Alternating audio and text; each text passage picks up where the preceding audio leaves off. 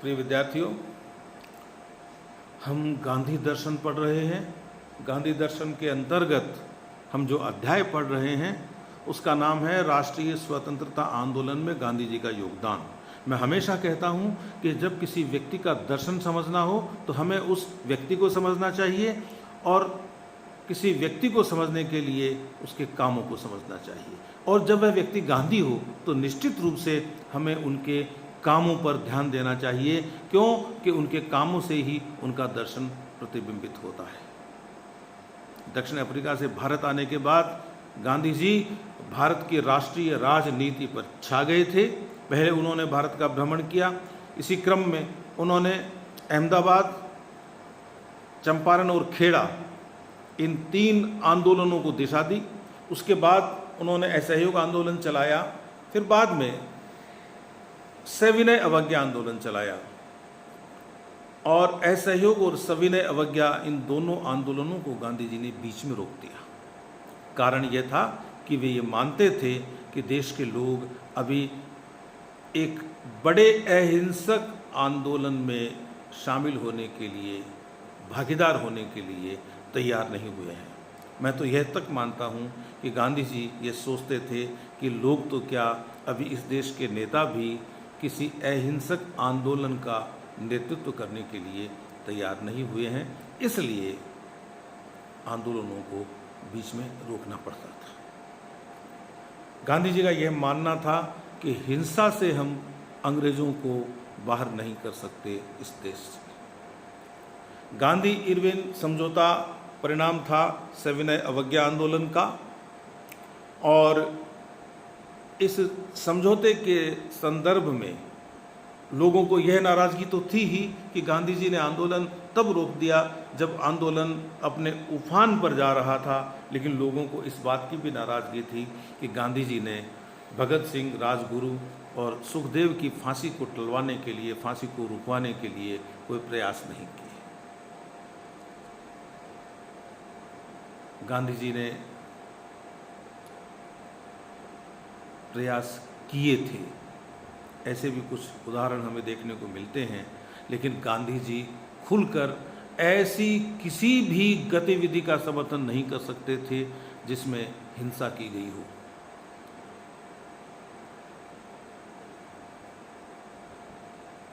मार्च 1931 को कराची में कांग्रेस की बैठक हुई थी। इसके 6 दिन पहले देशभक्तों भगत सिंह, राजगुरु और सुखदेव को फांसी हो गई थी। कांग्रेस ने एक प्रस्ताव पारित किया, इन क्रांतिकारियों की वीरता और इनके बलिदान की तारीफ की, लेकिन यह भी कहा कि किसी भी तरह की राजनीतिक हिंसा का समर्थन कांग्रेस नहीं करेगा। कांग्रेस दल द्वारा यह कहे जाने के बाद कि वह किसी तरह की राजनीतिक हिंसा का समर्थन नहीं करेगा, कांग्रेस वचनबद्ध हो जाता है कि वह भी ऐसे किसी भी आंदोलन को आगे नहीं बढ़ाएगा जिसमें हिंसा होती हो। और इस प्रस्ताव से गांधी जी की धारणा की, गांधी जी की विचारणा की पुष्टि ही होती है। अब आगे क्या हो यह स्पष्ट नहीं था। आंदोलन को गांधी जी रोक चुके थे, लेकिन फिर भी एक बात जरूर हुई कि कांग्रेस मजबूती से अंग्रेजों के सामने एक ऐसे दल के रूप में प्रस्तुत था जिसके साथ बात की जा सकती थी और जो मांग कर सकता था। कांग्रेस ने भी अब स्पष्ट कर दिया कि वह स्वाधीनता से कम कुछ भी लेने को तैयार नहीं है, और यह स्पष्टीकरण गांधी जी के नेतृत्व में हुआ। पूर्ण स्वराज को बाकायदा परिभाषित किया गया। गांधी जी ने बाद में गोलमेज सम्मेलन में भाग लिया, लंदन गए, वहाँ से लौटकर आए और यहाँ उन्हें कहा गया कि आप एक आंदोलन प्रारंभ कीजिए, चाहे तो सविनय अवज्ञा आंदोलन पुनः प्रारंभ कर दें। गांधी जी ने कहा कि मैं पहले वायसराय विलिंगटन से बात कर लेता हूँ। विलिंगटन ने मिलने से इनकार कर दिया और उसके बाद गांधी जी ने एक कार्यक्रम दिया। वह कार्यक्रम वैसा ही था जैसा असहयोग और सविनय अवज्ञा जैसा असहयोग और सविनय अवज्ञा कार्यक्रम था। देश में हलचल हुई, नेताओं को गिरफ्तार किया गया और वही स्थिति बन गई जो पहले के आंदोलनों में बनी थी और गांधी जी ने आंदोलन रोक दिया। यह सब होता रहा, चलता रहा। उसके बाद में क्या किया जाए, क्योंकि आंदोलन रोकने से यह संदेश गया था कि अब कांग्रेस के पास वह शक्ति बची नहीं है कि वह देश के लोगों को उद्वेलित कर सके, जगा सके। अंग्रेज बड़े प्रसन्न हो रहे थे कि हमने वह काम कर दिया जिसके करने से इस देश में ज़्यादा समय तक टिका जा सकता है। लेकिन बहुत बड़ी भूल की अंग्रेज़ों ने। यह आंदोलन तो गांधी जी ने रोका, लेकिन इतना तय हो गया कि इस देश के लोगों ने डरना छोड़ दिया। वे सीना तानकर सामने खड़े होने को तैयार थे साम्राज्यवादी शक्ति अंग्रेज की। और आगे जब अवसर आया तो उन्होंने अपना पराक्रम दिखाया भी। तो अब एक बहस शुरू हो गई कांग्रेस के भीतर कि क्या किया जाए। गांधी जी ने कहा कि अब लोगों को जागरूक करना है तो बजाय राजनीतिक आंदोलन के हमें सामाजिक आंदोलन करना चाहिए। लोगों को रचनात्मक कार्यों में लगाना चाहिए, जैसे दस्तकारी के काम में लगा दिया जाना चाहिए। एक दूसरा खेमा था कांग्रेस में जो कहता था कि संवैधानिक तौर तरीकों से लड़ना चाहिए। 1934 में सेंट्रल लेजिस्लेटिव असेंबली के लिए चुनाव होने वाले थे और एक वर्ग कांग्रेस का, जिसमें डॉक्टर M.A. अंसारी, आसिफ अली, सत्यमूर्ति, भूला भाई देसाई, विधान चंद्र राय जैसे लोग थे, जिन्होंने कहा कि भाई हमें इस समय चुनाव में भाग लेकर और मंत्रिमंडल में घुसना चाहिए और वहाँ विरोध करना चाहिए। राजगोपालाचारी जैसे लोग जो नो चेंजर्स समूह के माने जाते थे, उन्होंने भी कहा कि हाँ भाई, हमें सत्ता में भागीदार होना चाहिए, चुनाव लड़ना चाहिए, लेकिन हमारी जो भी गतिविधि हो वो कांग्रेस कार्य समिति के माध्यम से हो। कांग्रेस हमको निर्देशित करे ऐसे करना है और हमको वैसे ही करना है। और एक तीसरा रास्ता भी कांग्रेस में निकल कर आ रहा था, जो ये कह रहा था कि हमें आंदोलन लगातार चालू रखना चाहिए, भले ही उसमें कुछ उग्रता हो। तो यह जो तीसरी धारा थी कि आंदोलन चालू रहना चाहिए और यह आंदोलन मार्क्सवाद के तर्ज पर होना चाहिए, इस तीसरे वर्ग का नेतृत्व कर रहे थे जवाहरलाल नेहरू। इस समय गांधी जी और नेहरू जी अलग अलग रास्तों पर चलते दिखाई दे रहे थे। नेहरू जी ने स्पष्ट कहा कि गांधी जी, आप यह जो पहले तो संघर्ष करते हैं, फिर समझौता करते हैं और उसके बाद फिर संघर्ष करते हैं, यह नीति हमको पसंद नहीं। इस नीति के आधार पर आप चल रहे हैं और आप ये मान रहे हैं कि परेशान होकर अंग्रेज एक दिन भारत को सत्ता सौंपकर चले जाएंगे, यह नहीं हो सकता।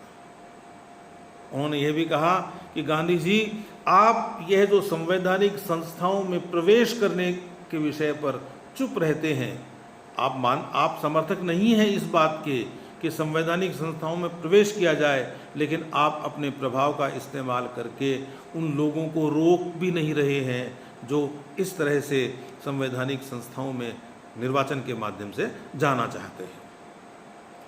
नेहरू का ये कहना था कि जिस संविधान को हम चुनौती दे रहे हैं, उसी संविधान के अंतर्गत, उसी संविधान के प्रति निष्ठा प्रकट करते हुए हम आंदोलन कैसे करेंगे, हम आज़ादी कैसे प्राप्त करेंगे। गांधी जी को नेहरू जी ने कहा कि यह जो जन आंदोलन होता है, भले ही उसमें थोड़ी उग्रता आ जाए, लेकिन यह केंद्रीय ढांचे पर चोट करता है व्यवस्था के। इतने दिनों तक देश की जनता ने प्रशिक्षण पाया है आंदोलन का, तो अब जब मूल ढांचे पर चोट करने का, अंतिम चोट करने का अवसर आ रहा है, उस समय आप कोई बड़ा आंदोलन प्रारंभ नहीं कर रहे हैं। तो इस तरह से गांधी जी के सामने एक चुनौती खड़ी हो गई, और वह चुनौती थी अपने ही लोगों के विरोध को सहन करना। नेहरू जी का ये मानना था कि आंदोलन लगातार होना चाहिए, नतीजे जो हो वे हों। स्थिति यह तक बन गई थी कि अंग्रेज मानने लगे थे कि अब कांग्रेस में विभाजन हो जाएगा, लेकिन गांधी जी ने कांग्रेस को टूटने से बचा लिया। पहले तो उन्होंने जो संविधानवादी लोग थे, जो व्यवस्था के भीतर घुसकर व्यवस्था से लड़ना चाहते थे, उनको अनुमति दे दी कि आप चुनाव लड़िए और आप विधानमंडल में प्रवेश कर जाइए। यदि आप संसदीय राजनीति के माध्यम से सक्रिय रहना चाहते हैं तो रहें। जब गांधी जी से कहा गया कि आप ऐसा क्यों कर रहे हैं, हम जिस संविधान का विरोध करते हैं उसी संविधान के अधीन रहकर आज़ादी कैसे प्राप्त करेंगे, तो गांधी जी ने कहा कि हम ऐसे लोगों को जो हमसे सहमति नहीं रखते सुधार सकते हैं, लेकिन उनको छोड़ नहीं सकते। समय आने पर वे समझ जाएंगे। आज यही करना उचित है कि उनको छूट दी जाए। गांधी जी ने यह बात सरदार पटेल को एक पत्र में लिखी। तो पटना में 1934 में गांधी जी के दिशा निर्देशन में अखिल भारतीय कांग्रेस कमेटी ने चुनाव में भाग लेने का फैसला किया। गांधी जी ने कहा कि आप एक चकाचौंध की दुनिया में जा रहे हैं, यदि आप जीतेंगे तो आपके सामने बहुत सारी सुविधाएं हों। तो उन्होंने एक बात कही कि मुझे पूरा विश्वास है कि ये लोग राजनीति के ग्लैमर से प्रभावित नहीं होंगे। ग्लैमर से प्रभावित हो जाएंगे तो स्वराज प्राप्त नहीं होगा। गांधी जी ने यह भी समझाया कि मैंने सविनय अवज्ञा आंदोलन वापस लिया तो यह सोच समझ कर लिया। लोग थक चुके थे, लोगों को विश्राम की आवश्यकता थी, लोगों को थोड़ा चिंतन करने की आवश्यकता भी थी कि क्या उग्रता से, क्या हिंसा से हम अंग्रेजों को भगा सकते हैं। उन्होंने नेहरू से कहा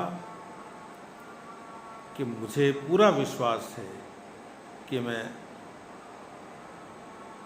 मैं हालात की नज़ाकत को समझ सकता हूँ। इस समय यदि अपन आगे बढ़ते तो अपन को सफलता नहीं मिलती। गांधी जी ने कुछ लोगों के विरोध के बाद भी और नेहरू जी के कांग्रेस के अध्यक्ष बनने का समर्थन किया। तो अनेक मौलिक भेद होने के बाद भी कांग्रेस में काम करने वाले लोगों के बीच में कांग्रेस टूटी नहीं, यह आपको ध्यान रखना है। और गांधी जी ने यह कहा कि यदि मैं मेरे साथियों को जबरन या मेरे प्रभाव का इस्तेमाल करके संवैधानिक संस्था में प्रवेश से रोकता हूं तो यह भी एक तरह की हिंसा ही होगी। उन्हें जाने दीजिए और उनको समझने दीजिए। तो कांग्रेस से तो गांधी जी ने सितंबर 1934 में इस्तीफा दे दिया था, लेकिन नेहरू ने ये कहा कि कांग्रेस को छोड़ने से कुछ नहीं होगा, कांग्रेस के भीतर रह के मतभेदों का निपटारा होता रहे और हम आगे बढ़ते रहें। नवंबर 1934 में सेंट्रल लेजिस्लेटिव असेंबली के विधानमंडल के चुनाव हुए और भारतीयों के लिए जो 75 निर्वाचित सीटें आई थी सामने, उनमें से 45 पर कांग्रेस की जीत हुई। और अब लॉर्ड विलिंगटन ने विलाप किया, बोले अरे हमने तो सोचा था कि कांग्रेस टूट जाएगा, और कांग्रेस यदि टूटेगा भी नहीं तो कांग्रेस का प्रभाव खत्म हो जाएगा, लेकिन ऐसा नहीं हुआ। यह तो गांधी जी की जीत हो गई। इस तरह से बाद में अंग्रेजों ने पूरे परिदृश्य पर विचार किया और 1935 का अधिनियम लेकर आए। उन्होंने यह सोचा कि यह जो अपन अधिनियम लेकर आए हैं, इस अधिनियम के तहत विभिन्न प्रांतों में विधानमंडल बनेंगे और इससे प्रांतों में कांग्रेस के क्षत्रप खड़े हो जाएंगे और केंद्रीय स्तर पर कांग्रेस टूट जाएगा। और यदि उसके बाद भी कोई दम रहेगा आंदोलन में तो उसको अपन कुचल देंगे। तो अगस्त 1935 में गवर्नमेंट ऑफ इंडिया एक्ट आया।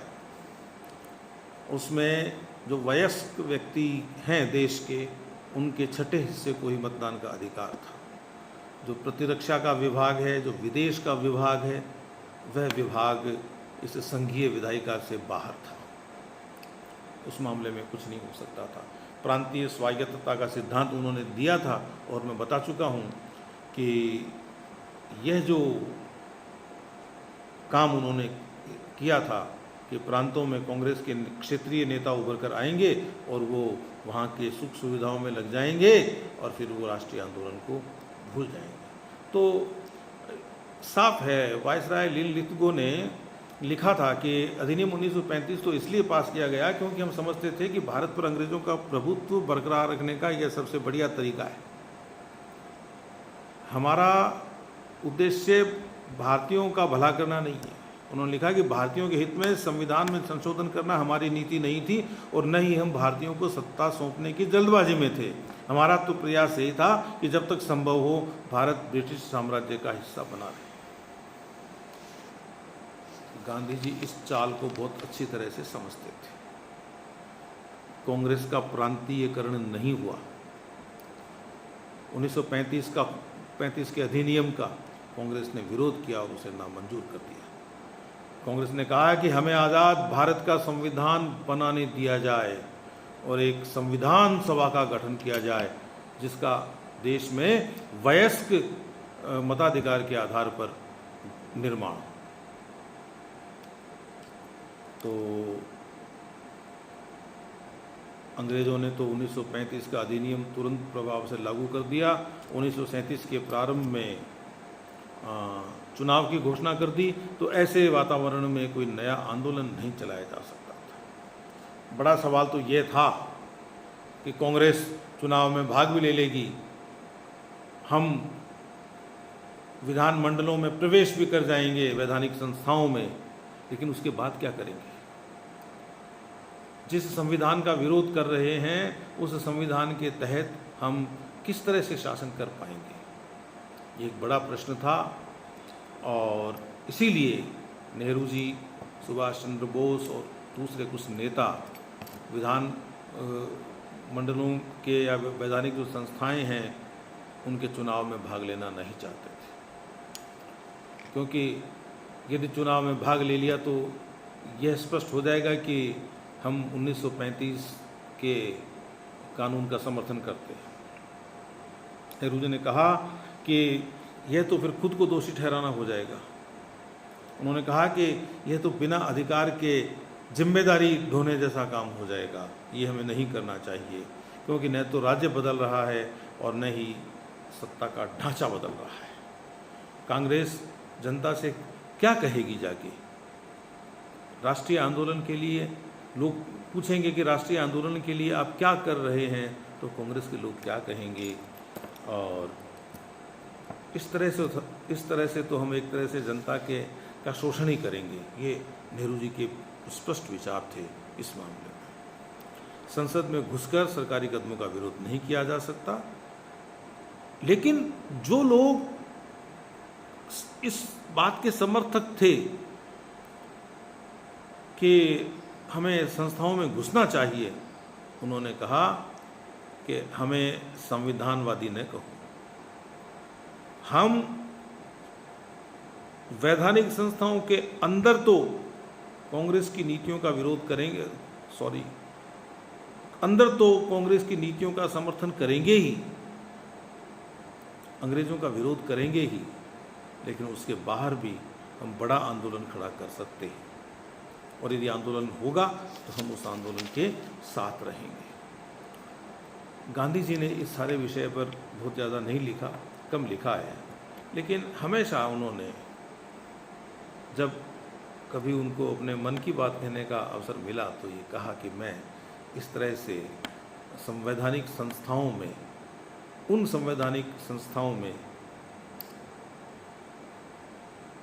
जो अंग्रेज़ों की है, भारतीयों के प्रवेश का समर्थक नहीं हूँ, लेकिन कई राजनीतिक व्यवस्थाएं होती हैं जिनके तहत सामूहिक निर्णय का या बहुमत का स्वागत किया जाता है, और गांधी जी इसीलिए समर्थन कर बैठे संवैधानिक संस्थाओं के अंदर प्रवेश करने का।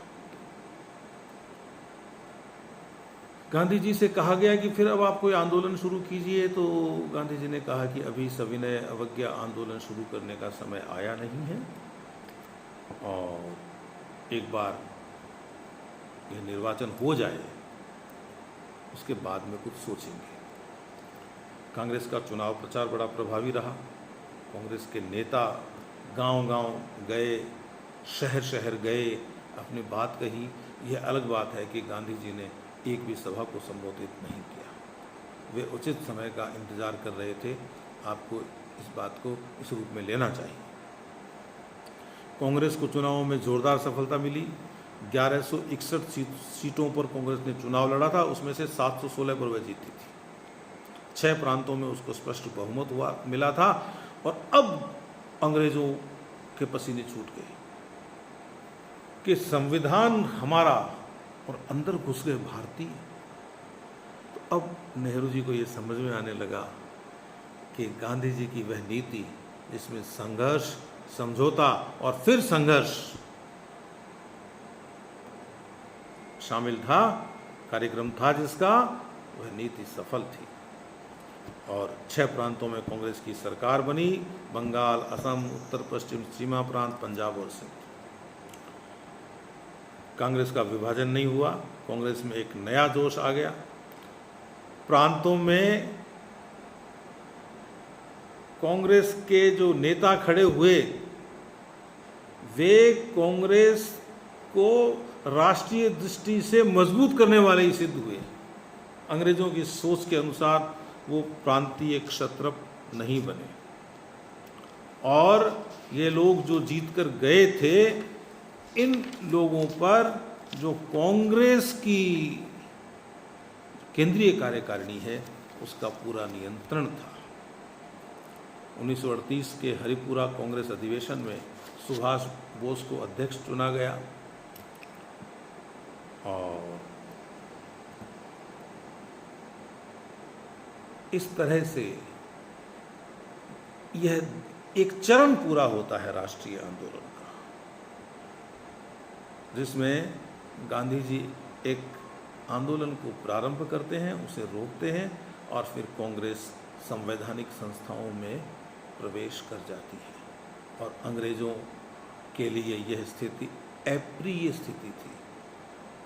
वे चाहकर भी अब कांग्रेस वालों को संवैधानिक संस्थाओं से बाहर नहीं निकाल सकते थे। इसके आगे गांधी जी भारत छोड़ो आंदोलन प्रारंभ करते हैं, और अगली कड़ी में हम भारत छोड़ो आंदोलन पर बात करेंगे। तब तक के लिए नमस्कार।